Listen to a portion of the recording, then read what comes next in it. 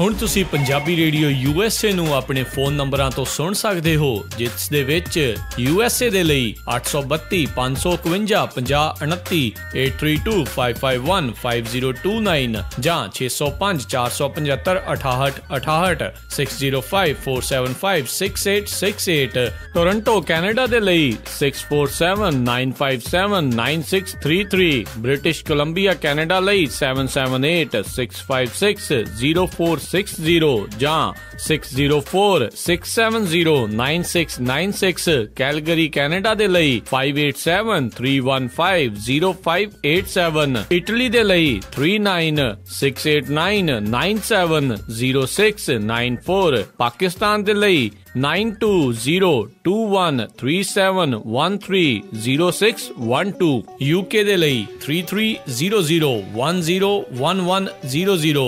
3300101100, Germany ਦੇ ਲਈ 51180904041511 80904041, France ਦੇ ਲਈ 3318014255, 33180142 ਆਸਟ੍ਰੇਲੀਆ ਦੇ ਲਈ 612080805601, 612080805601। ਹੁਣ ਤੁਸੀਂ ਆਪਣੇ ਦੇਸ਼ਾਂ ਦੇ ਵਿੱਚੋਂ ਇਹਨਾਂ ਨੰਬਰਾਂ ਦੇ ਉੱਤੇ ਕਾਲ ਕਰਕੇ ਪੰਜਾਬੀ ਰੇਡੀਓ USA ਨੂੰ ਲਾਈਵ ਸੁਣ ਸਕਦੇ ਹੋ। ਇਸ ਦੇ ਨਾਲ ਹੀ ਤੁਸੀਂ ਖਬਰਾਂ, ਖਬਰ ਤੇ ਨਜ਼ਰ, ਸਿਹਤ ਸੰਭਾਲ ਦਾ ਪ੍ਰੋਗਰਾਮ, ਨਾਨ ਸਟਾਪ ਪੰਜਾਬੀ ਗੀਤ, ਗੁਰਬਾਣੀ ਰੇਡੀਓ, ਸ਼੍ਰੀ ਦਰਬਾਰ ਸਾਹਿਬ ਜੀ ਦੇ ਹੁਕਮਨਾਮਾ ਸਾਹਿਬ ਦੀ ਵਿਆਖਿਆ ਪੰਜਾਬੀ ਅਤੇ ਅੰਗਰੇਜ਼ੀ ਦੇ ਵਿੱਚ, ਵੱਖ-ਵੱਖ ਗੁਰੂ ਘਰਾਂ ਦਾ ਸਿੱਧਾ ਪ੍ਰਸਾਰਣ, ਇਹ ਸਾਰਾ ਕੁਝ ਇਹਨਾਂ ਨੰਬਰਾਂ ਤੇ ਡਾਇਲ ਕਰਕੇ ਸੁਣ ਸਕਦੇ ਹੋ, ਜਾਂ ਸਾਡੀ ਵੈਬਸਾਈਟ www.punjabiradiousa.com ਤੇ ਵੀ ਸੁਣ ਸਕਦੇ ਹੋ। ਸੁਣਦੇ ਰਹੋ Punjabi radio USA। Punjabi radio USA ਸੁਣ ਰਹੇ ਸਾਰੇ ਹੀ ਮਾਣਯੋਗ ਅਤੇ ਸਤਿਕਾਰਤ ਸਰੋਤਿਆਂ ਨੂੰ ਪੰਜਾਬੀ ਰੇਡੀਓ USA ਦੀ ਟੀਮ ਅਤੇ ਮੇਰੇ ਰਾਜਕਰਨਵੀਰ ਸਿੰਘ ਵੱਲੋਂ ਆਪ ਜੀ ਨੂੰ ਬਹੁਤ ਹੀ ਪਿਆਰ ਸਤਿਕਾਰ ਸਹਿਤ ਦੋਨੋਂ ਹੱਥ ਜੋੜ ਕੇ ਨਿੱਘੀ ਜਿਹੀ ਸਤਿ ਸ੍ਰੀ ਅਕਾਲ। ਸਭ ਨੂੰ ਜੀ ਆਇਆਂ ਨੂੰ ਆਖਦੇ ਹਾਂ। ਸੋਤਿਓ ਪ੍ਰੋਗਰਾਮ ਖਬਰ ਤੇ ਨਜ਼ਰ ਲੈ ਕੇ ਹਾਜ਼ਰ ਹੋ ਚੁੱਕੇ ਹਾਂ। ਪ੍ਰੋਗਰਾਮ ਖਬਰ ਤੇ ਨਜ਼ਰ ਦੇ ਵਿੱਚ ਅੱਜ ਦੇ ਦਿਨ ਸਾਡੇ ਨਾਲ ਜੁੜਦੇ ਨੇ ਚੰਡੀਗੜ੍ਹ ਸਟੂਡੀਓਜ਼ ਤੋਂ ਸੁਸ਼ੀਲ ਦੋਸਾਂਝ ਜੀ। ਸੁਸ਼ੀਲ ਜੀ, ਜੀ ਆਇਆਂ ਨੂੰ, ਸਤਿ ਸ੍ਰੀ ਅਕਾਲ ਜੀ। ਬਹੁਤ ਬਹੁਤ ਮਿਹਰਬਾਨੀ ਰਾਜਕਰਨਵੀਰ ਜੀ। ਤੇ ਪ੍ਰੋਗਰਾਮ ਖਬਰ ਤੇ ਨਜ਼ਰ ਵਿੱਚ ਅੱਜ ਚੰਡੀਗੜ੍ਹ ਸਟੂਡੀਓ ਤੋਂ ਮੈਂ ਸੁਸ਼ੀਲ ਦੋਸਾਂਝ ਆਪਣੇ ਸਰੋਤਿਆਂ ਦੇ ਰੂਬਰੂ ਹਾਂ। ਪਰ ਦੋਸਤੋ, ਬਹੁਤ ਸਾਰੀਆਂ ਚੀਜ਼ਾਂ ਵਾਪਰ ਰਹੀਆਂ ਨੇ ਭਾਰਤੀ ਪੋਲੀਟਿਕਸ ਦੇ ਵਿੱਚ ਤੇ ਪੰਜਾਬ ਦੀ ਸਿਆਸਤ ਦੇ ਵਿੱਚ ਵੀ, ਜਿਹਨਾਂ ਤੇ ਅਸੀਂ ਅੱਜ ਦੇ ਖਬਰ ਤੇ ਨਜ਼ਰ ਪ੍ਰੋਗਰਾਮ ਦੇ ਵਿੱਚ ਆਪਣੀ ਸਮਝ ਦੇ ਮੁਤਾਬਕ ਟਿੱਪਣੀਆਂ ਕਰਨੀਆਂ। ਕੁਝ ਸਵਾਲ ਜਿਹੜੇ ਸਟੂਡੀਓ ਵੱਲੋਂ ਸਾਨੂੰ ਕੀਤੇ ਜਾਣਗੇ, ਉਹਦੇ ਤੇ ਅਸੀਂ ਆਪਣੀ ਰਾਏ ਦੇਵਾਂਗੇ। ਸੋ ਅੱਜ ਜਦੋਂ ਅਸੀਂ ਗੱਲਬਾਤ ਕਰ ਰਹੇ ਖਬਰ ਤੇ ਨਜ਼ਰ ਪ੍ਰੋਗਰਾਮ ਦੇ ਵਿੱਚ, ਰਾਜਕਰਨਵੀਰ ਸਿੰਘ ਹੋਰੀ ਸਟੂਡੀਓ ਤੋਂ ਮੇਰੇ ਨਾਲ ਨੇ ਤੇ ਚੰਡੀਗੜ੍ਹ ਸਟੂਡੀਓ ਤੋਂ ਮੈਂ ਸੁਸ਼ੀਲ ਦੋਸਾਂਝ। ਸੋ ਗੱਲਬਾਤ ਦਾ ਸਿਲਸਿਲਾ ਸ਼ੁਰੂ ਕਰਨਗੇ ਰਾਜਕਰਨਵੀਰ ਜੀ। ਪ੍ਰੋਗਰਾਮ ਸ਼ੁਰੂ ਕਰਨ ਤੋਂ ਪਹਿਲਾਂ ਆਪਣੇ ਸਾਡੇ ਪ੍ਰੋਗਰਾਮ ਖਬਰ ਤੇ ਨਜ਼ਰ ਦੇ ਸਪਾਂਸਰ, ਉਹਨਾਂ ਦਾ ਧੰਨਵਾਦ ਕਰਨਾ ਚਾਹੁੰਦੇ ਹਾਂ। ਖਾਲਸਾ ਇੰਸ਼ੋਰੈਂਸ ਏਜੰਸੀ ਵਾਲੇ, ਜਿਨ੍ਹਾਂ ਦੇ ਕੋਲੋਂ ਤੁਸੀਂ ਹਰ ਤਰ੍ਹਾਂ ਦੀ ਇੰਸ਼ੋਰੈਂਸ ਕਰਵਾ ਸਕਦੇ ਹੋ। Phone number 4082722500, 4082722500। ਚਰਨਜੀਤ ਸਿੰਘ ਜੀ, ਰਜਿੰਦਰ ਕੌਰ ਜੀ, ਰਜਿੰਦਰ ਕੁਮਾਰ ਜੀ, ਹਰਕੇਵਲ ਸਿੰਘ, ਰਵਿੰਦਰ ਕੌਰ ਅਟਵਾਲ, ਗੁਰਦੀਪ ਸਿੰਘ ਵਿਰਦੀ ਅਤੇ ਗੁਰਜੀਤ ਸਿੰਘ ਚਾਂਪੁਰ ਜੀ। ਅਸੀਂ ਇਹਨਾਂ ਸਾਰਿਆਂ ਦਾ ਧੰਨਵਾਦ ਕਰਦੇ ਹਾਂ। ਜੇ ਤੁਸੀਂ ਜਾਂ ਕੋਈ ਹੋਰ ਕਾਰੋਬਾਰ ਇਸ ਪ੍ਰੋਗਰਾਮ ਨੂੰ ਸਪਾਂਸਰ ਕਰਨਾ ਚਾਹੁੰਦੇ ਹੋ, ਉਸ ਦੇ ਲਈ ਤੁਸੀਂ ਸੰਪਰਕ ਕਰ ਸਕਦੇ ਹੋ। ਸੰਪਰਕ ਨੰਬਰ 4087227698, 4087227698 ਦੇ ਉੱਤੇ। ਅਤੇ ਬਿਲਕੁਲ ਜਿੱਦਾਂ ਸੁਸ਼ੀਲ ਜੀ ਨੇ ਦੱਸਿਆ ਵੀ ਆਪਾਂ ਚਲੰਤ ਮਾਮਲਿਆਂ ਦੇ ਉੱਤੇ ਜਿਹੜੀ ਗੱਲਬਾਤ ਆਪਣੀ ਹੁੰਦੀ ਆ, ਅਤੇ ਆਪਣੀ ਗੱਲਬਾਤ ਦਾ ਸੁਸ਼ੀਲ ਜੀ ਸ਼ੁਰੂਆਤ ਕਰਦੇ ਹਾਂ। ਨਰਿੰਦਰ ਮੋਦੀ ਹੁਣਾਂ ਦਾ ਜਿਹੜਾ ਬਿਆਨ ਆਇਆ ਆ ਵੀ ਧਰਮ ਦੇ ਆਧਾਰ ਦੇ ਉੱਤੇ ਕਿਸੇ ਵੀ ਤਰੀਕੇ ਦੀ ਜਿਹੜੀ ਹਿੰਸਾ ਆ ਉਹ ਬਰਦਾਸ਼ਤ ਜਿਹੜੀ ਉਹ ਨਹੀਂ ਕਰਨਗੇ। ਸਵਾਲ ਇਸ ਦੇ ਵਿੱਚ ਇਹ ਉੱਠਦਾ ਆ ਵੀ ਆਪਾਂ ਜਿੱਥੇ ਵੀ ਦੇਖਿਆ ਵੀ ਜਿੱਥੇ ਵੀ ਖਾਸ ਕਰਕੇ ਅਮਿਤ ਸ਼ਾਹ ਜਾਂ ਭਾਜਪਾ ਵਾਲੇ ਜਦੋਂ ਵੀ ਚੋਣ ਲੜਨ ਜਾਂਦੇ ਆ, ਉੱਥੇ ਫਿਰਕੂ ਹਿੰਸਾ ਕਿਤੇ ਨਾ ਕਿਤੇ ਜ਼ਰੂਰ ਹੁੰਦੀ ਆ। ਮਾਈਨੋਰਟੀਜ਼ ਦੇ ਨਾਲ ਧੱਕਾ ਜਿਹੜਾ ਹੁੰਦਾ ਆ, ਤੇ ਅਚਾਨਕ ਇਹਨਾਂ ਨੂੰ ਸਰਕਾਰ ਬਣਨ ਤੋਂ 8 ਮਹੀਨੇ 9 ਮਹੀਨੇ ਬਾਅਦ ਇਹ ਚੀਜ਼ ਕਿੱਦਾਂ ਅਚਾਨਕ ਚੇਤਾ ਆ ਗਈ? ਅਸੀਂ ਆਮ ਤੌਰ ਦੇ ਉੱਤੇ ਗੱਲਬਾਤ ਦਾ ਸਿਲਸਿਲਾ ਸ਼ੁਰੂ ਕਰਦੇ ਹਾਂ ਪੰਜਾਬ ਦੀਆਂ ਖਬਰਾਂ ਤੋਂ। ਪਰ ਅੱਜ ਜਿਵੇਂ ਰਾਜਕਰਨਵੀਰ ਹੋਰਾਂ ਨੇ ਪਹਿਲਾ ਸਵਾਲ ਕੀਤਾ ਹੈ ਨਰਿੰਦਰ ਮੋਦੀ ਭਾਰਤ ਦੇ ਪ੍ਰਧਾਨ ਮੰਤਰੀ ਦੇ ਬਿਆਨ ਦੇ ਹਵਾਲੇ ਦੇ ਨਾਲ, ਇਸ ਕਰਕੇ ਸਾਡਾ ਅੱਜ ਪ੍ਰੋਗਰਾਮ ਦੇ ਵਿੱਚ ਸ਼ੁਰੂ 'ਚ ਅਸੀਂ ਇਹ ਮੁੱਦਾ ਲੈਣਾ ਚਾਹੁੰਦੇ ਹਾਂ, ਕਿਉਂਕਿ ਇਹ ਮੁੱਦਾ ਬੜਾ ਸਾਡੇ ਭਾਰਤੀ ਜਿਹੜਾ ਵਾਤਾਵਰਨ ਹੈ ਜਾਂ ਭਾਰਤੀ ਓਵਰਆਲ ਜਿਹੜਾ ਸਾਡਾ ਕਲਚਰ ਹੈ ਉਹਦੇ ਲਈ ਬੜਾ ਮਹੱਤਵਪੂਰਨ ਮੁੱਦਾ ਹੈ ਜੀ। ਇੱਕ ਸਰਕਾਰ ਜਿਹੜੀ ਨਰਿੰਦਰ ਮੋਦੀ ਦੀ ਅਗਵਾਈ 'ਚ ਆਈ 8-9 ਮਹੀਨੇ ਬਾਅਦ, ਅਚਾਨਕ ਉਹਨੂੰ ਲੱਗਦਾ ਹੈ ਕਿ ਭਾਰਤ ਦੇ ਵਿੱਚ ਧਾਰਮਿਕ ਹਿੰਸਾ ਹੋ ਰਹੀ ਹੈ। ਜਦੋਂ ਇਹ ਧਾਰਮਿਕ ਹਿੰਸਾ ਹੋਈ ਜਦੋਂ ਇਹ ਸਰਕਾਰ ਆਈ, ਕੁਝ ਥਾਵਾਂ ਦੇ ਉੱਤੋਂ ਖਬਰਾਂ ਜਿਹੜੀਆਂ ਆਈਆਂ, ਉਦੋਂ ਕਿਸੇ ਕਿਸਮ ਦੀ ਜਿਹੜੀ ਟਿੱਪਣੀ ਪ੍ਰਧਾਨ ਮੰਤਰੀ ਵੱਲੋਂ ਨਹੀਂ ਆਈ ਤੇ ਇੱਕ ਕਿਸਮ ਦੀ ਚੁੱਪ ਦੀ ਰਾਜਨੀਤੀ ਉਹਨਾਂ ਨੇ ਖੇਡੀ। ਹੁਣ ਅਚਾਨਕ ਕੀ ਹੋ ਗਿਆ ਕਿ ਉਹਨਾਂ ਨੂੰ ਇਹ ਕਹਿਣਾ ਪਿਆ ਕਿ ਧਰਮ ਦੇ ਆਧਾਰ ਤੇ ਕਿਸੇ ਵੀ ਤਰ੍ਹਾਂ ਦੀ ਹਿੰਸਾ ਭਾਰਤ ਦੇ ਵਿੱਚ ਬਰਦਾਸ਼ਤ ਨਹੀਂ ਹੈ ਜੀ। ਤੇ ਸਾਨੂੰ ਇਹਦੇ ਅੰਦਰ ਤੱਕ ਜਾਣਾ ਪਏਗਾ ਵੀ ਕਾਰਨ ਕੀ ਹੈ। ਉਹਦੇ 'ਚ ਮੇਰੀ ਸਮਝ ਇਹ ਕੰਮ ਕਰਦੀ ਹੈ, ਦਰਅਸਲ ਦੋ ਗੱਲਾਂ ਹੈ।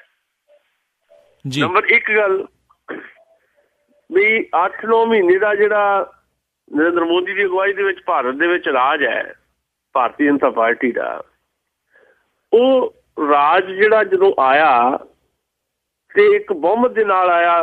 ਸੀਟਾਂ ਦੇ ਲਿਹਾਜ਼ ਨਾਲ ਬਹੁਮਤ ਮੈਂ ਕਹਿ ਰਿਹਾ, ਉਹਦਾ ਭਾਰਤੀ ਲੋਕਾਂ ਵੱਲੋਂ ਬਹੁਮਤ ਨਹੀਂ ਹੈ ਇਸ ਸਰਕਾਰ ਨੂੰ ਜੀ। ਸੀਟਾਂ ਦੇ ਲਿਹਾਜ਼ ਨਾਲ ਏਦਾਂ ਬਹੁਮਤ ਹੈ ਕਿ 282 ਸੀਟਾਂ ਇਕੱਲੀ ਭਾਰਤੀ ਜਨਤਾ ਪਾਰਟੀ ਜਿੱਤ ਗਈ। ਜਿਹੜਾ ਲੋਕਾਂ ਦੇ ਹਿਸਾਬ ਨਾਲ ਬਹੁਮਤ ਹੈ ਵੀ 31% ਵੋਟਾਂ ਸਾਰੀਆਂ ਇਹਨਾਂ ਨੂੰ ਪਈਆਂ ਹੈ, ਯਾਨੀ 69% ਜਿਹੜੇ ਲੋਕ ਹੈ ਭਾਰਤ ਦੇ ਵਿੱਚ ਸਰਕਾਰ ਨੂੰ ਰੱਦ ਕਰ ਚੁੱਕੇ ਹੈ। ਪਰ ਕਿਉਂਕਿ ਸਾਡੀ ਵੋਟ ਪ੍ਰਣਾਲੀ ਏਦਾਂ ਦੀ ਹੈ, ਚੋਣ ਪ੍ਰਣਾਲੀ ਏਦਾਂ ਦੀ ਹੈ ਕਿ ਘੱਟ ਵੋਟਾਂ ਲੈ ਕੇ ਵੀ ਸੀਟਾਂ ਜ਼ਿਆਦਾ ਜਿੱਤ ਕੇ ਤੁਸੀਂ ਮੁਲਕ ਦੇ ਵਿੱਚ ਸਰਕਾਰ ਬਣਾ ਜਾਂਦੇ ਹੋ ਜੀ। ਹੁਣ ਜਿਹੜੀ ਸਰਕਾਰ ਬਣ ਗਈ 282 ਸੀਟਾਂ ਲੈ ਕੇ, ਜਿਨ੍ਹਾਂ ਨੂੰ ਇਹ ਉਮੀਦ ਵੀ ਨਹੀਂ ਸੀ ਕਿ ਅਸੀਂ 220 ਤੋਂ ਗਾਂਹ ਸੀਟਾਂ ਲਵਾਂਗੇ, ਉਹ 282 ਇਕੱਲੇ ਲੈ ਗਏ ਸੀਟਾਂ। ਤੇ ਸਰਕਾਰ ਭਾਵੇਂ NDA ਦੀ ਵੱਜਦੀ ਹੈ ਪਰ ਸਰਕਾਰ ਹੈ ਇਕੱਲਿਆਂ ਦੀ ਉਹਨਾਂ ਦੀ ਜੀ।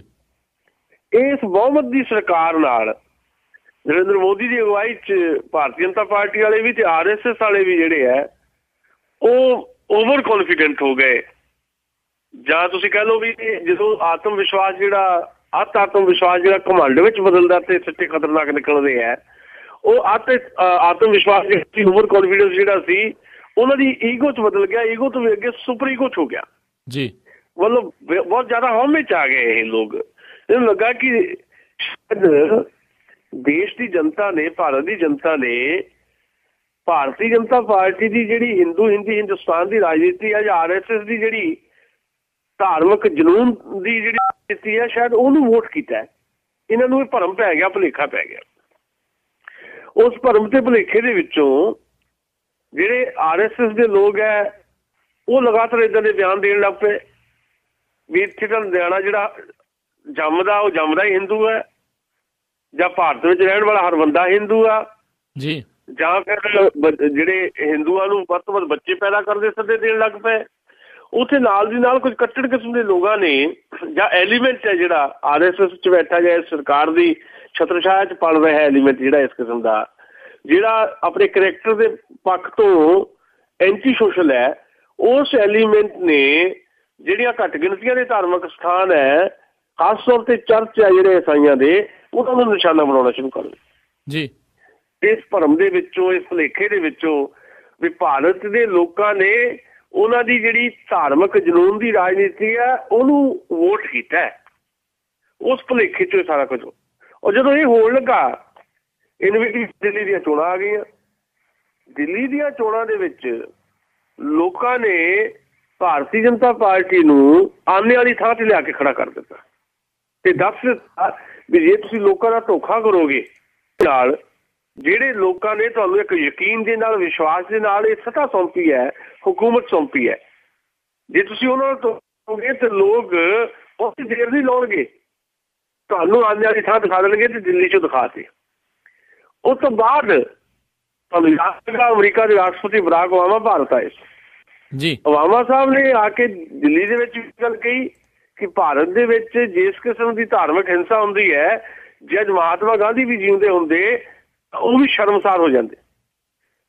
ਦਿੱਲੀ ਉਹ ਜਾਣ ਵੇਲੇ ਤਾਂ ਉਹਨਾਂ ਨੇ ਕਈ ਜਾ ਕੇ ਵਾਸ਼ਿੰਗਟਨ 'ਚ ਜਾ ਕੇ ਵੀ ਉਹਨਾਂ ਨੇ ਇਹ ਗੱਲ ਦੁਹਰਾਤੀ ਜੀ।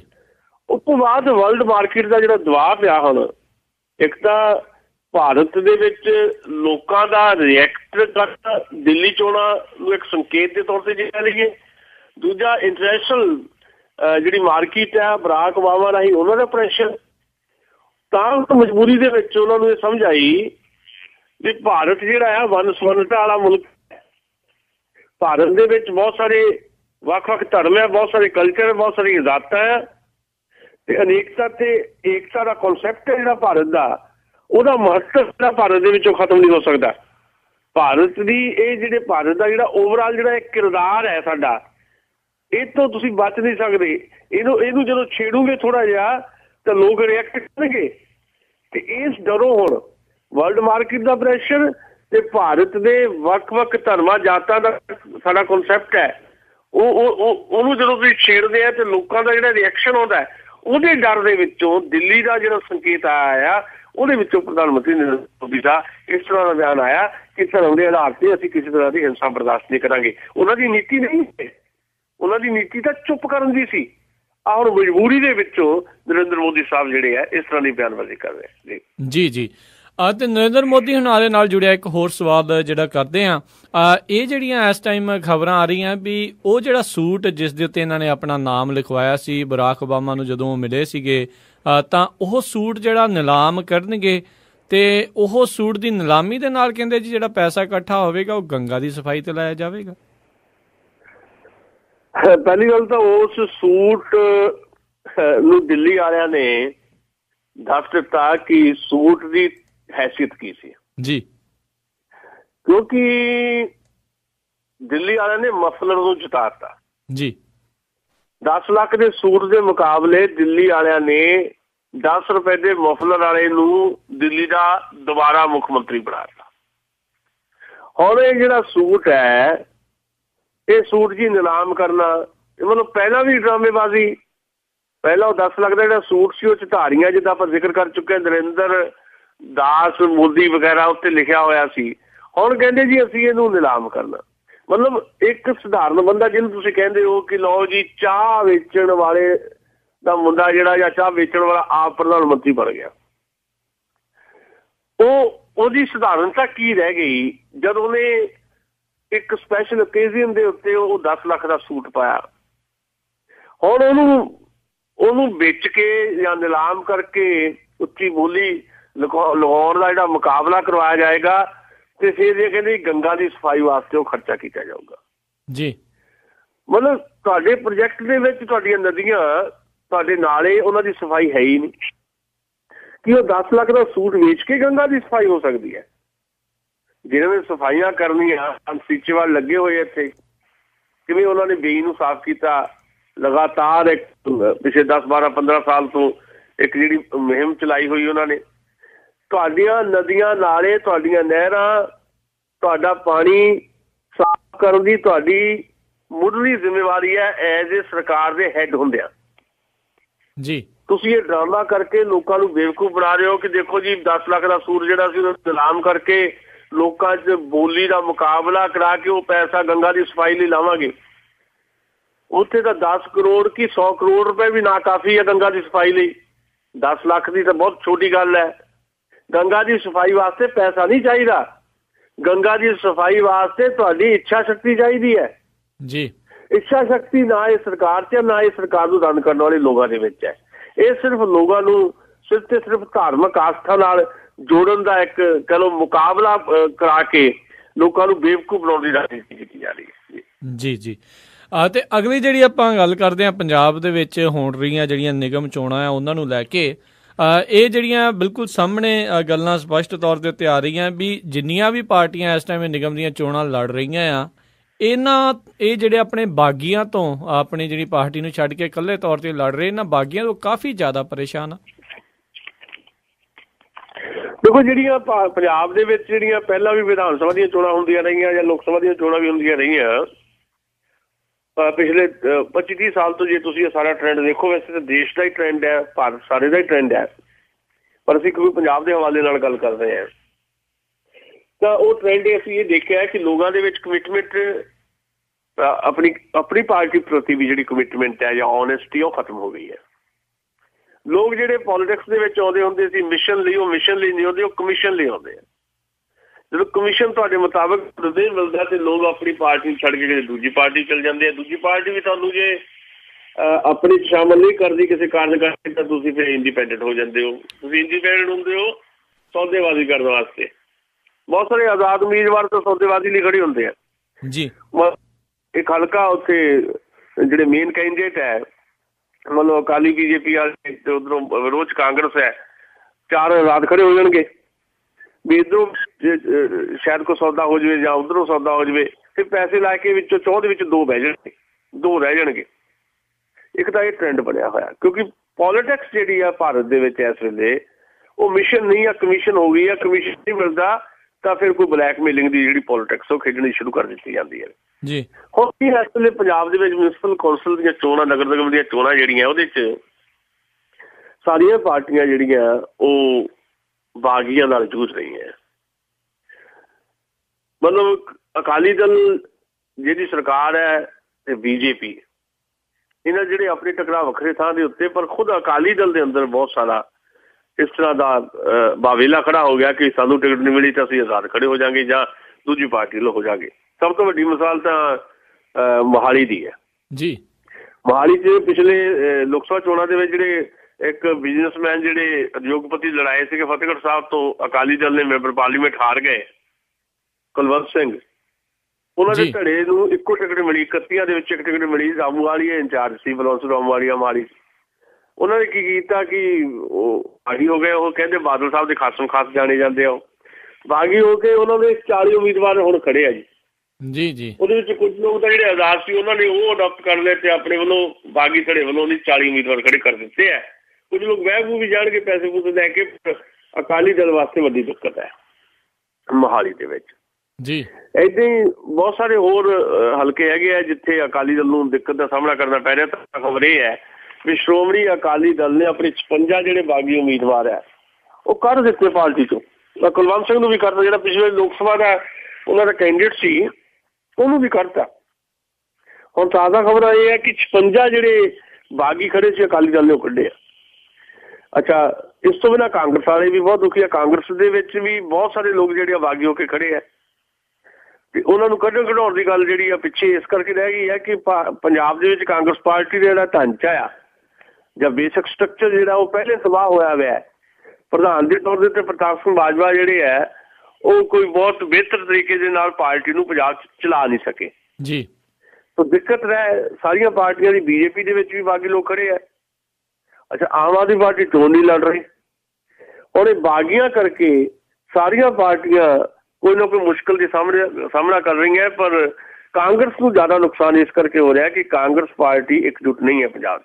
ਕਾਂਗਰਸ ਪਾਰਟੀ ਦੇ ਵਿੱਚ ਉਹਦੇ ਧੜੇਬਾਜ਼ੀ ਬਹੁਤ ਹੈ ਜੀ। ਅਕਾਲੀ ਦਲ ਆਪਣੇ ਬਾਗੀ ਉਮੀਦਵਾਰਾਂ ਨੂੰ ਕੱਢਣ ਦੇ ਬਾਵਜੂਦ ਵੀ ਕੁਝ ਥਾਵਾਂ 'ਤੇ ਤਾਂ ਬਿਨਾਂ ਮੁਕਾਬਲਾ ਜਿੱਤ ਗਿਆ। ਬਾਕੀ ਥਾਵਾਂ 'ਤੇ ਵੀ ਚੰਗੀ ਪੋਜੀਸ਼ਨ 'ਚ ਇਸ ਕਰਕੇ ਹੈ ਕਿਉਂਕਿ ਓਪੋਜੀਸ਼ਨ ਬਹੁਤ ਕਮਜ਼ੋਰ ਹੈ। ਸੋ ਇਸ ਸਿਚੁਏਸ਼ਨ ਦੇ ਵਿੱਚ ਪੰਜਾਬ ਦੇ ਵਿੱਚ ਨਗਰ ਨਿਗਮ ਦੀਆਂ ਚੋਣਾਂ ਚੱਲ ਰਹੀਆਂ ਜੀ।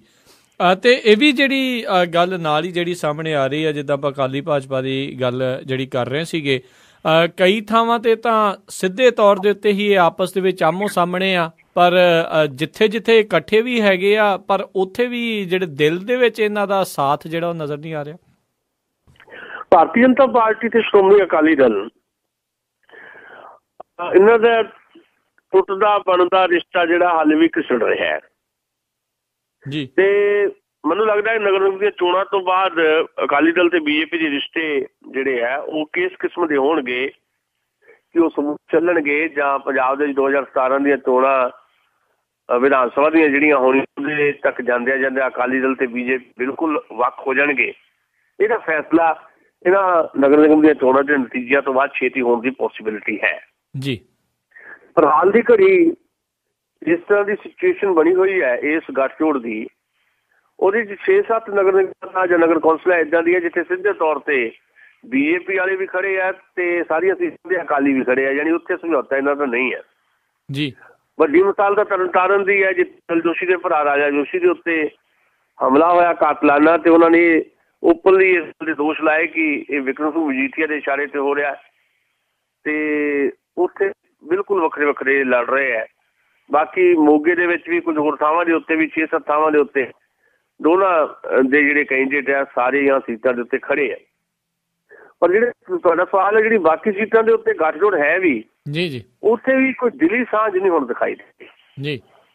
ਜਿਹੜੀ ਸਾਂਝ ਅਕਾਲੀ ਦਲ ਤੇ ਭਾਰਤੀ ਜਨਤਾ ਪਾਰਟੀ ਦੇ ਅੱਗੇ ਦਿਖਾਈ ਦਿੰਦੀ ਹੈ, ਉਹ ਪੀੜਾਪਨ ਜਿਹੜਾ ਆ, ਉਹ ਸੰਘਣਾਪਨ ਰਾਜਨੀਤਿਕ ਰਿਸ਼ਤੇ ਦੇ ਵਿੱਚ ਅਕਾਲੀ ਦਲ ਤੇ ਬੀਜੇਪੀ 'ਚ ਹੁਣ ਪੰਜਾਬ 'ਚ ਦਿਖਾਈ ਨਹੀਂ ਦੇ ਰਿਹਾ।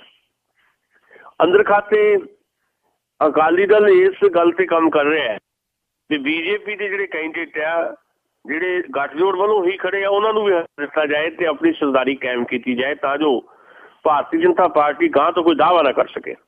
ਜੀ। ਤੇ ਭਾਰਤੀ ਜਨਤਾ ਪਾਰਟੀ ਇਸ ਮਾਰ ਤੇ ਹੈ ਕਿ ਜਿੱਥੇ ਇਕੱਲੇ ਖੜੇ ਉੱਥੇ ਤੇ ਜਿੱਤੀਏ, ਗੱਠਜੋੜ ਦੇ ਉਮੀਦਵਾਰ ਦੇ ਤੌਰ ਤੇ ਵੀ ਜਿੱਥੇ ਖੜੇ ਉੱਥੇ ਆਪਣੇ ਕੈਂਡੀਡੇਟ ਜਿਤਾ ਲਏ ਜਾਣ, ਅਕਾਲੀਆਂ ਦੇ ਹਰਵਾ ਦਿੱਤੇ ਜਾਣ। ਇਹ ਸਾਰੀ ਜਿਹੜੀ ਸਿਚੁਏਸ਼ਨ ਹੈ, ਇਸ ਸਿਚੁਏਸ਼ਨ ਦੇ ਵਿੱਚ ਭਾਰਤੀ ਜਨਤਾ ਪਾਰਟੀ ਤੇ ਸ਼੍ਰੋਮਣੀ ਅਕਾਲੀ ਦਲ ਦਾ ਰਿਸ਼ਤਾ ਇਹਨਾਂ ਨਗਰ ਨਿਗਮ ਦੀਆਂ ਚੋਣਾਂ ਤੋਂ ਬਾਅਦ ਬਹੁਤੀ ਦੇਰ ਤੱਕ ਸਮੂਥਲੀ ਨਿਭਦਾ ਦਿਖਾਈ ਨਹੀਂ ਦੇ ਰਿਹਾ। ਜੀ। ਤੇ ਅਗਲੀ ਜਿਹੜੀ ਆਪਾਂ ਹੁਣ ਗੱਲ ਕਰਦੇ ਹਾਂ ਕਾਂਗਰਸ ਦੀ, ਜਿਸ ਦੇ ਵਿੱਚ ਪੰਜਾਬ ਦੇ ਵਿੱਚ ਹਾਲਾਤ ਜਿਹੜੇ ਉਹਨਾਂ ਦੇ ਕਾਫੀ ਮਾੜੇ ਹੀ ਆ, ਤੇ ਕਾਂਗਰਸ ਦੀ ਫੁੱਟ ਕਹਿ ਰਿਹਾ ਜੀ ਹੁਣ ਇੱਥੇ ਤੱਕ ਪਹੁੰਚ ਚੁੱਕੀ ਆ ਵੀ ਨਗਰ ਨਿਗਮ ਦੀਆਂ ਚੋਣਾਂ ਜੋ ਕਿ ਮੰਨਿਆ ਜਾ ਰਿਹਾ ਕਿ ਵੀ ਇਹ ਹਾਰ ਹੀ ਜਾਣਗੇ। ਉਸ ਤੋਂ ਬਾਅਦ ਦੇ ਵਿੱਚ ਪ੍ਰਤਾਪ ਸਿੰਘ ਬਾਜਵਾ ਤੇ ਉਹਨਾਂ ਦਾ ਜਿਹੜਾ ਧੜਾ ਆ, ਉਹ ਬਿਲਕੁਲ ਹੀ ਇੱਕ ਨੁੱਕਰੇ ਲੱਗ ਗਿਆ ਤੇ ਇਹਨਾਂ ਦੀ ਛੁੱਟੀ ਵੀ ਹੋ ਜਾਵੇਗੀ। ਲੱਗਦਾ ਇਹੀ ਹੈ ਕਿਉਂਕਿ ਪੰਜਾਬ ਕਾਂਗਰਸ 'ਚ ਜਿਹੜੀ ਧੜੇਬਾਜ਼ੀ ਬੜੇ ਲੰਮੇ ਸਮੇਂ ਤੋਂ ਚੱਲ ਰਹੀ, ਤੁਹਾਨੂੰ ਵੀ ਪਤਾ ਹੈ ਜੀ। ਬੜੇ ਯਤਨ ਵੀ ਹੋਏ ਰੋਕਣ ਦੀ ਵੀ ਧੜੇਬਾਜ਼ੀ ਰੁਕੇ, ਪਰ ਰੁਕੀ ਨਹੀਂ।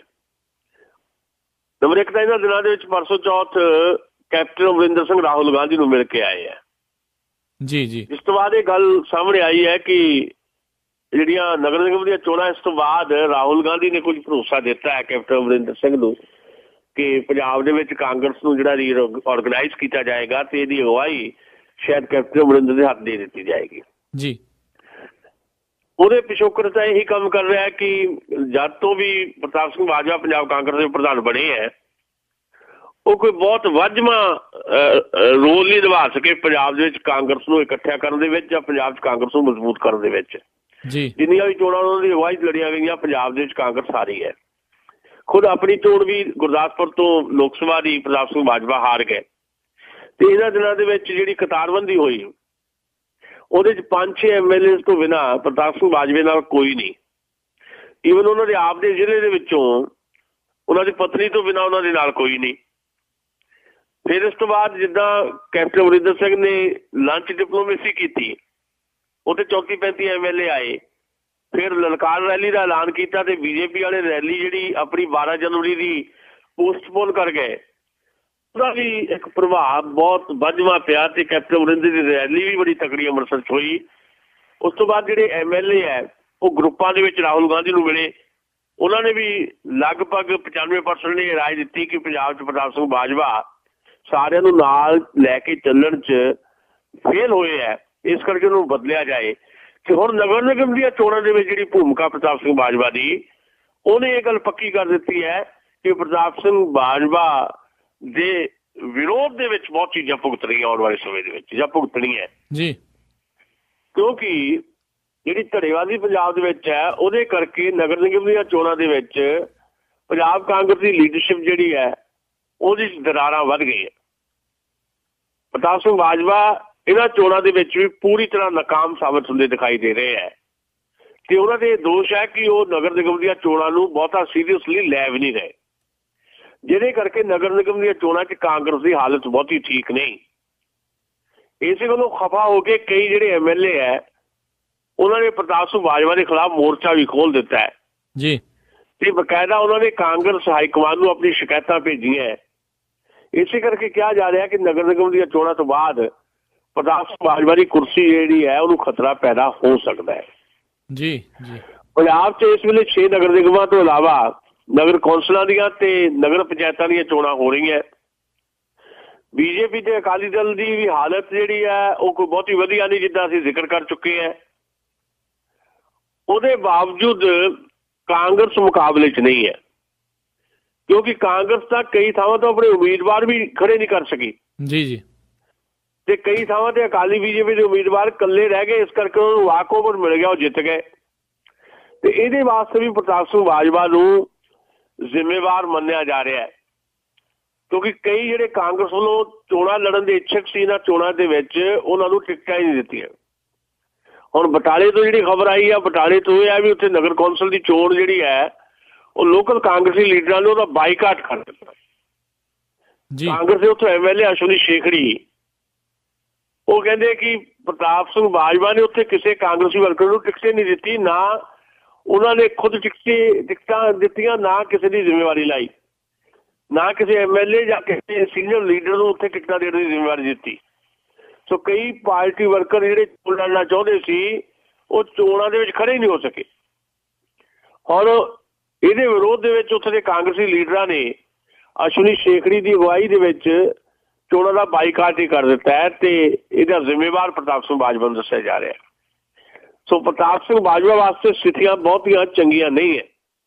ਇਹਨਾਂ ਚੋਣਾਂ ਤੋਂ ਬਾਅਦ ਪ੍ਰਤਾਪ ਸਿੰਘ ਬਾਜਵਾ ਦੀ ਪ੍ਰਧਾਨਗੀ ਦੀ ਕੁਰਸੀ ਜਾਣ ਵਾਲੀ ਲੱਗਦੀ ਹੈ, ਜੋ ਸਾਰੀਆਂ ਸਿਚੁਏਸ਼ਨ ਜਿਹੜੀਆਂ ਕ੍ਰੀਏਟ ਹੋਈਆਂ ਇਸ ਵੇਲੇ ਦਿਖਾਈ ਦੇ ਰਹੀਆਂ।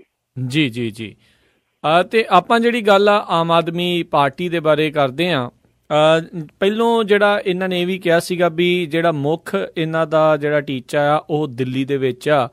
ਕਹਿੰਦੇ ਵੀ ਅਸੀਂ ਪਿਛਲੀਆਂ ਗਲਤੀਆਂ ਤੋਂ ਸਿੱਖਿਆ ਆ, ਪਰ ਕੁਛ ਚਿਰ ਬਾਅਦ ਜੋਗਿੰਦਰ ਯਾਦਵ ਹੋਣਾ ਨੇ ਇਹ ਵੀ ਕਿਹਾ ਵੀ ਹੌਲੀ ਹੌਲੀ ਜਿਹੜਾ ਪਾਰਟੀ ਦਾ ਵਿਸਤਾਰ ਆ ਅੱਡ-ਅੱਡ ਸੂਬਿਆਂ ਦੇ ਵਿੱਚ ਜਿਹੜਾ ਉਹ ਕਰਨਗੇ। ਤੇ ਪਹਿਲੋਂ ਉਹਨਾਂ ਨੇ ਕਿਹਾ ਵੀ ਦਿੱਲੀ ਦੇ ਨਾਲ ਲੱਗਦੇ ਜਿੰਨੇ ਵੀ ਜਿਹੜੇ ਰਾਜ ਆ ਉਹਨਾਂ ਦੇ ਵਿੱਚ ਉਹ ਜਾਣ ਦੀ ਉਹਨਾਂ ਦੀ ਕੋਸ਼ਿਸ਼ ਹੋਵੇਗੀ। ਤੇ ਕਿਹਾ ਜਾ ਰਿਹਾ ਵੀ ਪੰਜਾਬ ਦੇ ਵਿੱਚ ਸਭ ਤੋਂ ਪਹਿਲੋਂ ਜਿਹੜਾ ਉਹ 2017 ਦੇ ਵਿੱਚ ਆਉਣਗੇ, ਪਰ ਨਾਲ ਦੇ ਨਾਲ ਉਸ ਤੋਂ ਪਹਿਲਾਂ ਬਾਈ ਇਲੈਕਸ਼ਨ ਜਿਹੜੀ ਧੂਰੀ ਦੀ ਆ ਜਿਹੜੀ ਆ ਉਹ ਵੀ ਆ ਰਹੀ ਆ। ਕੀ ਇਹਨਾਂ ਦੀ ਜਿਹੜੀ ਸਟ੍ਰੈਟਜੀ ਹੋ ਸਕਦੀ ਹੈ, ਕੀ ਇਹ ਸੋਚ ਕੇ ਪੰਜਾਬ ਦੇ ਵਿੱਚ ਵੱਲ ਨੂੰ ਵੱਧ ਰਹੇ ਆ?